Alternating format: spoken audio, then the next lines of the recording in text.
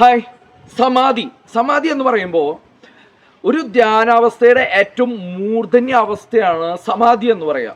ചിലർ ധ്യാനത്തിന് വേണ്ടി മെഡിറ്റേറ്റ് ചെയ്യുമ്പോൾ ശ്വാസത്തിൻ്റെ നിശ്ചലാവസ്ഥ എന്ന് പറയുന്നത് സമാധി എന്ന് പറയും. അതേപോലെ തന്നെ സമാധിയിലൂടെ ഒരു മനുഷ്യൻ ഇല്ലാതാവുന്ന പ്രോസസ്സ്, മരിക്കുന്ന ഒരു അവസ്ഥേനെയാണ് സമാധി എന്ന് പറയുന്നത്. സാധാരണ മഠങ്ങളിലൊക്കെ സന്യാസിമാർ വയ്യാതായി രോഗശയ്യയിൽ കിടന്ന് അവർ മരണപ്പെടുമ്പോഴും അതിനും പറയുന്നത് സമാധി എന്ന് തന്നെയാണ്. അപ്പോൾ ഇവിടെ ഇത് ജനാധിപത്യ വ്യവസ്ഥയും നിയമവ്യവസ്ഥയും എങ്ങനെയാണ് ചൂഷണം ചെയ്യുന്നത്?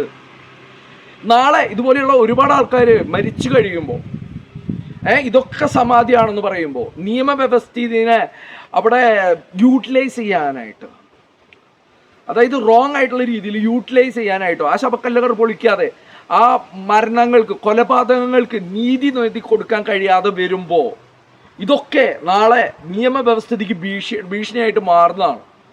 ഇവിടെ മതം എന്ന് പറയുന്ന ഒരു വികാരം ജനാധിപത്യ വ്യവസ്ഥയ്ക്കോ നിയമവ്യവസ്ഥയ്ക്കോ ഭീഷണിയാവരുത്. വിശ്വാസങ്ങളെ ബഹുമാനിക്കാം, വിശ്വസിക്കുന്നവരെ ബഹുമാനിക്കാം.